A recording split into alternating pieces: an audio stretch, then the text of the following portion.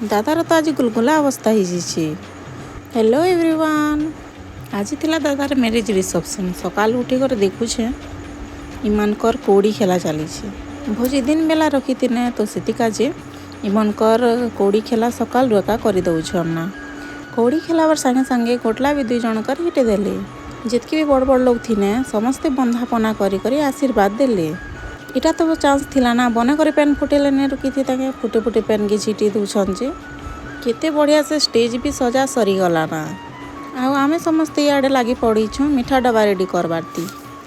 मोर पिला सबसे सुंदर हो जानन कि नहीं जानन, एटलिस्ट ट्राए तो करुछन आमर मनकर हेल्प करवा का जे केते मन ध्यान देकर करुछन। देख तो आम घर 2 मेकअप बाली के मुहेरे काना टिके अधे घसी दियो नुआ लोग के बेला के 2 लोग देख तो मांगरे सिंदूर हरबाटा स्टार्ट कर देले जे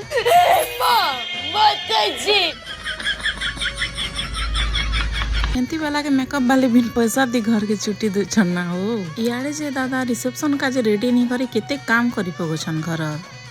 टिके टाइम पर भोजी भी स्टार्ट ही गला तो आमे आइसक्रीम आ गुपचुप पहला खाई पकालू। देन आमे गनु स्टेज ऊपर के दादा के कांग्रेचुलेशन कही आ बहुत सारा फोटो क्लिक कनु।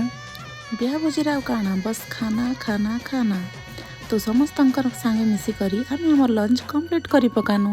गरम एतकी लागुथिला जे तो झाल कहना जनता बाहर थिला जे आउ याडे जे हमर बाबू एतकी बड़ लंबा चौड़ा भाषण देने जे समस्ते तांकर भाषण के सुनी करे खुश ही गने। देन समस्त के बाय बाय कहनु आउ आमे विदाय ने करी पले जो छु हम घर फिर भेटमा नेक्स्ट ब्लॉग रे रहू छे। Bye bye.